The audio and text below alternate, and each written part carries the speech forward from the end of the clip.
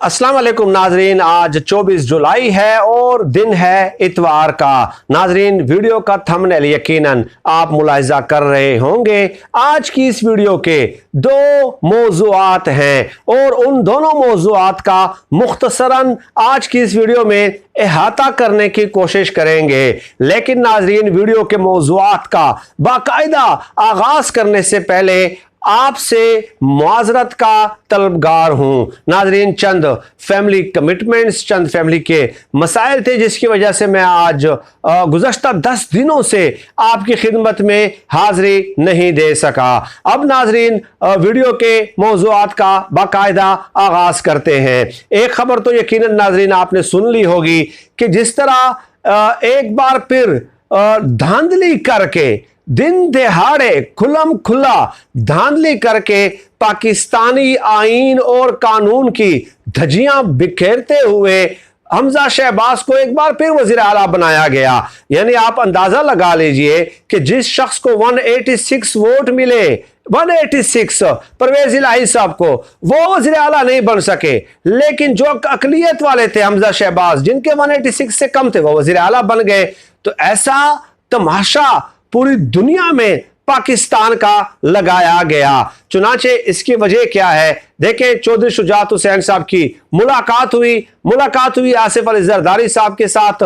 एक बार मुलाकात हुई, फिर आसिफ जरदारी साहब ने किसी अहम शख्सियत को फोन किया और 45 मिनट बाद फिर चौधरी शुजात साहब के साथ आसिफ जरदारी की मुलाकात होती है। अब उसके बाद फिर आपने देखा कि डिप्टी स्पीकर ने रोलिंग पड़ी कि मुझे चौधरी शुजात हुसैन की जानिब से, जो कि पार्टी हेड हैं, खत लिखा गया है कि मेरे जो 10 अरकान हैं उनके वोट काउंट न किए जाएं, उनके वोट शुमार न किए जाएं।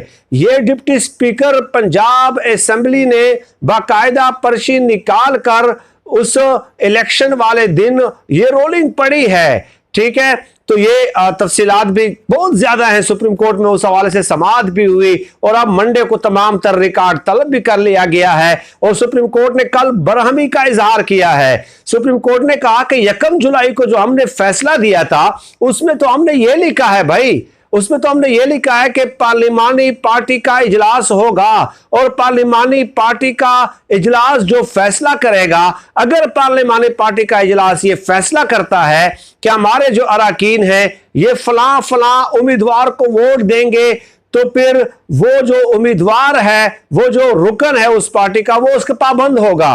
पार्टी हेड ये फैसला नहीं करेगा कि मेरे अरकान ने किसको वोट देना है या नहीं देना। यह सुप्रीम कोर्ट में कल समाअत इस हवाले से हुई है और सुप्रीम कोर्ट ने कहा है कि डिप्टी स्पीकर पंजाब असेंबली आए, हाजिर हो जाएं और हमें बताएं कि हमने अपने फैसले में यह कहां लिखा है कि पार्टी हेड यह फैसला कर सकता है कि मेरे अरकान ने किसको वोट देना है और किसको वोट नहीं देना। सुप्रीम कोर्ट ने यह भी कहा 3 रुकनी बेंच ने कि कैसे आप हमारे कंधे पे बंदूक रखकर चला सकते हैं, कैसे आप मिस इंटरप्रेट कर सकते हैं, कैसे आप हमें जो ना मेलाइन कर सकते हैं। तो डिप्टी स्पीकर ने अब बहरहाल इसका जवाब देना है, क्योंकि डिप्टी स्पीकर का ओहदा बड़ा अहम होता है, बड़ी जिम्मेदारी वाला होता है और आप डिप्टी स्पीकर की कुर्सी पे बैठ के बाकायदा ये कह रहे हैं कि सुप्रीम कोर्ट ने जो है ना हमें ये कहा है कि पार्टी हेड फैसला करेगा। सुप्रीम कोर्ट ने यह भी कहा कि पार्टी हेड जो है,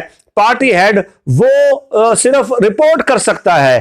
पार्टी हेड पहले पार्लिमानी पार्टी का इजलास होगा, वो फैसला करेगी। अगर उसके मुताबिक किसी रुकन ने अमल नहीं किया तो पार्टी हेड इलेक्शन कमीशन को रेफरेंस भेजेगा कि मेरे इस फलां रुकन ने पार्लिमानी पार्टी के हिदायत के मुताबिक अमल नहीं किया, इसको डिसीट कर दिया जाए। यह है कुल जिस्ट जो है। लेकिन खैर, चौधरी शुजात हुसैन साहब को पिंडी की तरफ से फोन आया कि जनाब, जो कहा जाता है, जो कहा जा रहा है आपसे, जो आपसे कहा जा रहा है, आप उसकी बात सुने। यानी कि आसिफ जरदारी जो आपसे कह रहे हैं, आप उसकी बात सुने।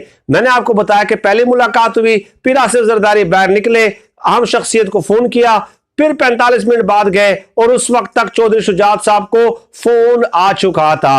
नाजरीन, तफसीलात बहुत ज्यादा हैं, उन तमाम तफसीलात से ज़ाहिर है सरफ नजर कर रहा हूं। 10 दिन बाद आपकी खिदमत में हाजिरी दे रहा हूं, तो इंशाअल्लाह ताला तमाम तर तफसीलात से अब रेगुलरली आपको अपडेट करते रहेंगे। एक खबर तो ये हुई जो मुख्तसरन मैंने समेटने की कोशिश की है। अब दूसरी खबर की जाने बढ़ते हैं नाजरीन। दूसरी खबर यह है कि राना सनाउल्लाह साहब एक प्रोग्राम में शरीक हुए।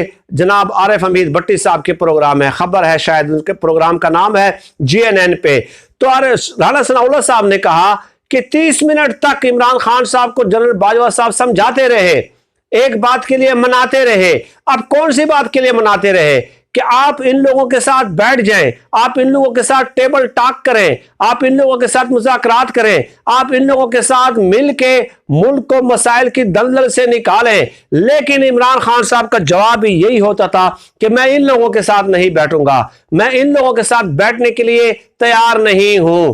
राना सनाउल्लाह साहब ने कहा कि इमरान खान साहब उस वक्त बाकायदा गालियां देते थे कि ये चोर हैं, ये डाकू हैं, ये लुटेरे हैं, ये मुल्क की तबाही के जिम्मेदार हैं। तो राना सनाउल्लाह साहब ने कहा कि वो 30 मिनट तक मनाते रहे। इमरान खान साहब नहीं मानते थे। राना सनाउल्लाह साहब ने कहा कि ऐसा शख्स मुल्क के लिए एक जो ना मुल्क की तरक्की के रास्ते में रुकावट है, अगर मसाइल थे तो वो हमें साथ बिठा देते। अब ये इंकशाफ किया है राना सनाउल्लाह ने, जो कि वजीर दाखिला हैं, और बाकायदा एक नेशनल टीवी चैनल पे बैठ के उन्होंने ये इंकशाफ किया है। इससे आप अंदाजा लगा लीजिए कि इमरान खान साहब ने अपनी हुकूमत तो गंवा दी, अपना इख्तिदार गंवा दिया, लेकिन वो इन लोगों के साथ कंप्रोमाइज करने के लिए तैयार नहीं थे, वो इन लोगों के साथ बैठने के लिए तैयार नहीं थे। ये इमरान खान साहब का एक रिजर्व था। और इससे समझ में आता है कि इमरान खान साहब को हटाने के पीछे जहां बहुत सारे अवामिल कार फरमा है, उसमें एक ये भी अमल या अवामिल में से आप इसको शुमार कर सकते हैं जिसका इजहार राना सनाउल्लाह साहब ने खुद टीवी चैनल्स पे आकर किया है। तो डेफिनेटली यही वजह है कि हम इमरान खान साहब को सपोर्ट करते हैं। अब ये बात दुरुस्त है। देखिए, अगर कोई शख्स ये कहे मुझे, मैं मंतकी तौर पे, दलील के तौर पे, मैं इमरान खान साहब का डेफिनेटली कोई वोटर तो नहीं हूं, वो तो नहीं हूं, ना कोई MNA या MPA या कोई मिनिस्टर तो नहीं हूं, ना ही उनका कोई तर्जुमान हूं। लेकिन अगर कोई ये कहता है कि मुल्क की तमाम तर मसाइल के जिम्मेदार इमरान खान साहब हैं, तो फिर तो ये ज्यादती की बात होगी। क्या आज तक 30 साल 35 साल जो इन लोगों ने हुक्मरानी की है, क्या इन्होंने पुलिस रिफॉर्म्स की है? क्या इन्होंने अदलिया की रिफॉर्म्स की हैं? क्या इन्होंने किसी एक इदारे का आप बता दे जिसको बतौर एग्जाम्पल हम पूरी दुनिया के सामने पेश कर सके?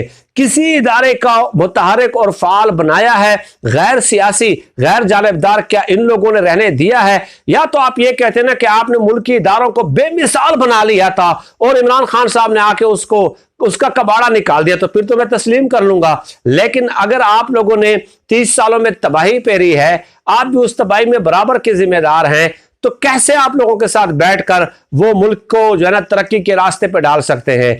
जो मुल्क की तबाही के जिम्मेदार हैं उनके साथ बैठकर मुज़ाकरात करने का कहा गया और कहा गया कि इन लोगों के साथ बैठकर आप मुल्क को तरक्की पर डालें। कैसे? हाउ इज इट पॉसिबल कि आप मेरे घर को गिराते हैं और मैं कहता हूं कि आप मेरे घर के बनाने में जो है ना आप मेरे साथ ताउन करें, आप मेरे घर की तबाही चाहते हैं और मैं आप ही से मदद तलब करूं। खैर नाज़रीन, सरदस्त इन्हीं गुजारिशात में मैं इक्तिफा करता हूं। अल्लाह पाक से दुआ है कि अल्लाह पाक हमें खल्क़ खुदा के लिए आसानियां पैदा करने की तौफीक अता फरमाए। आमीन या रब्बल आलमीन।